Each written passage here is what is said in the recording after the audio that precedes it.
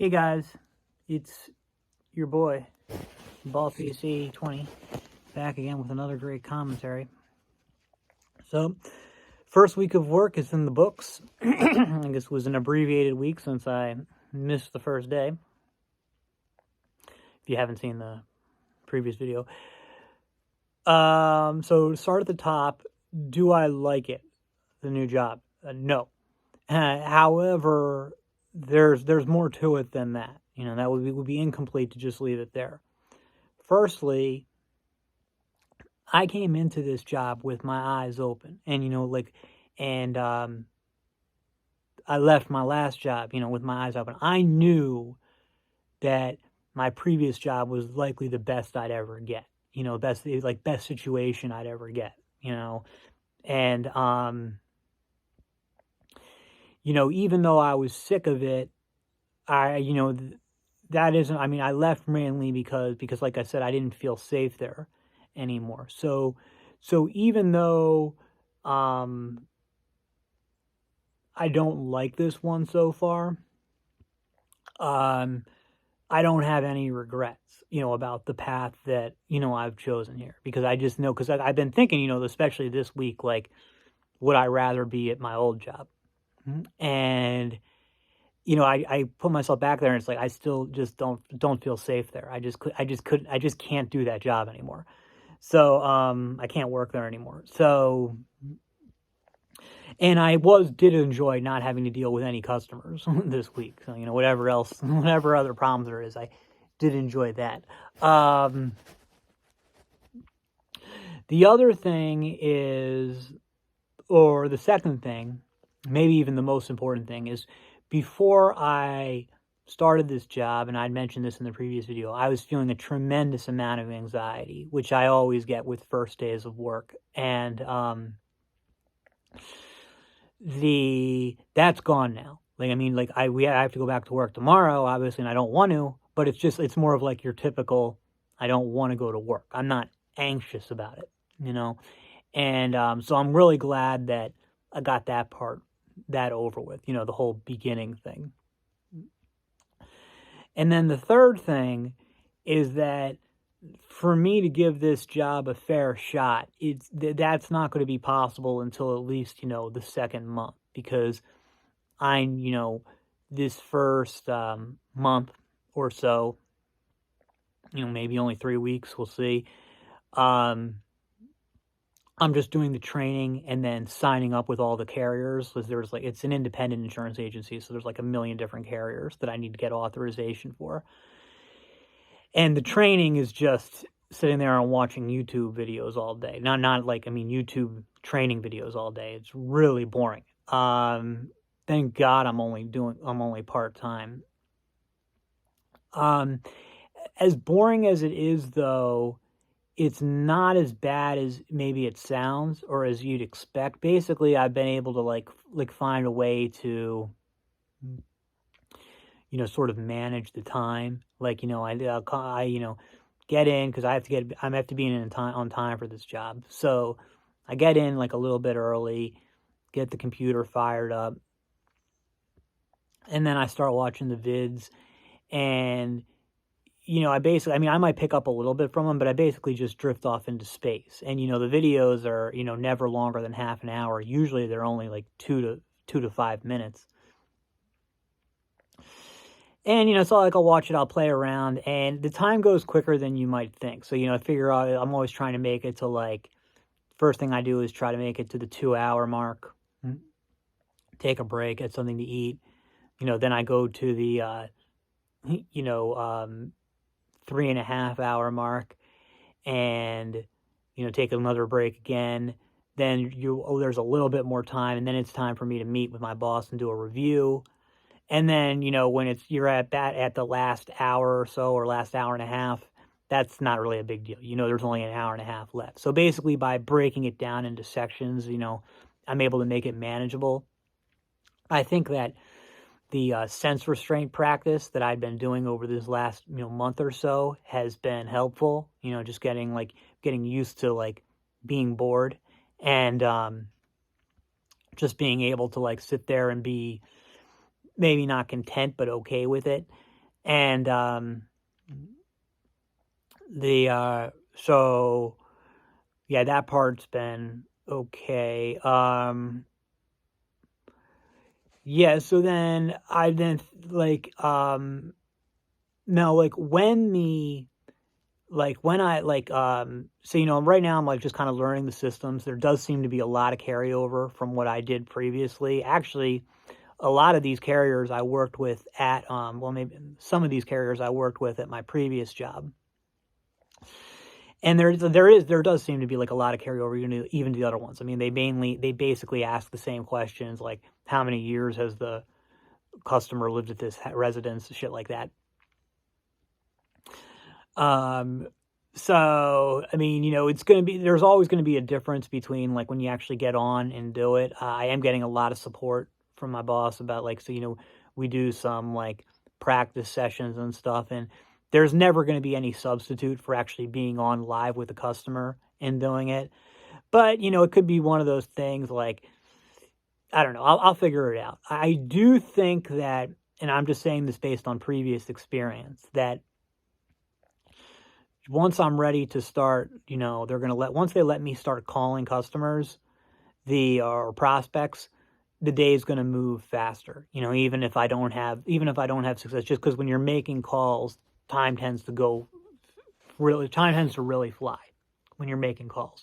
And then if you actually get somebody who talks to you and, you fill out the form and stuff, then, those calls, I mean, you can easily be on the phone with a customer for over an hour, while you're, going through all the different programs. And that really, that time really flies by. Again, I don't know if I'm going to be successful at it or not, but I'm not really worried about that right now. Right now, I'm just worried about making the days go faster. So though, even things have gone basically this week, other than missing the first day, as well as I could have realistically hoped for them to go. Like I said, for me to give this job a fair shot, like I would need to at least make it through, the fourth or fifth week, when I get on the phones and have a chance to like start talking to people. Having said that, I am already thinking, and this isn't anything, like I was thinking about this, before I even started the job. I am already thinking how long until I can quit,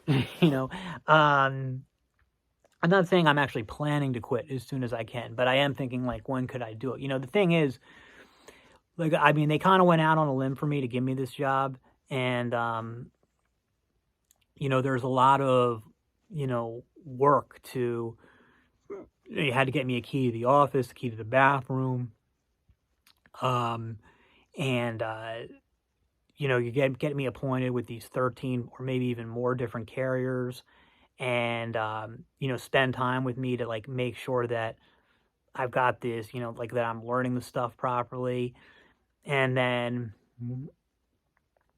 and then when I actually do get on the phones, there's going to have to be support there and stuff. So it's like, they haven't paid me anything yet, but they've done me a favor, maybe a favor that I wish they hadn't, but they have done me a favor, and I just don't know if my conscience could handle quitting like after such a short time.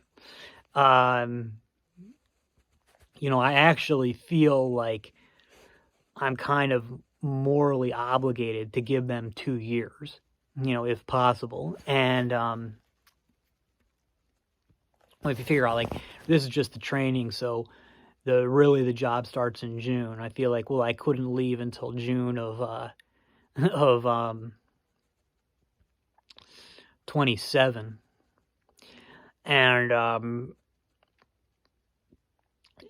so I mean, I don't know. I mean, I guess I'm thinking is, come what may, whatever happens, I've got to get through the first couple of months or whatever. So you figure like this month is just training, whatever. It sucks, but that's life. And then, you figure 2 months to like pick the job up to give it a real fair shot. But then, so that's June and July. I guess I'd like to make it till at least October. And then you see like maybe by then I've brought in some business hopefully I brought in some business, and then because they are still building up, I know they're looking to bring on like another customer service person. So maybe if I could make it to like, October, and you know, uh, I mean, I don't know if I could make it that far. But maybe if I like brought in some business, it would at least have been worth it for them. And I might be able to get them some like Baldface 80/20 exclusives, like some friends of mine and my my brother and my sister and maybe some of their friends.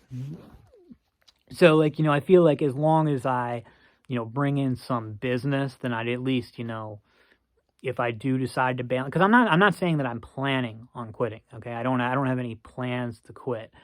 But the thing is, I can't help but thinking about it. Which is probably not a productive thing to think about at this stage. I should just focus on I don't know, like learning this stuff and, getting in there and then getting some sales. And then, we can always, think about it again, reconvene or reevaluate, you know, like towards at the end of the summer. The thing is basically I just want to make it through the summer, make it through the summer, and then I can reevaluate.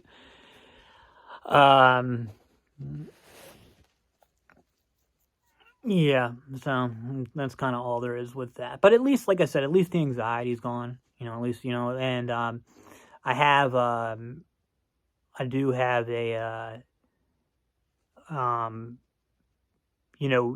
this week, it was not as bad as it could have been, but like in terms of like my sleep schedule.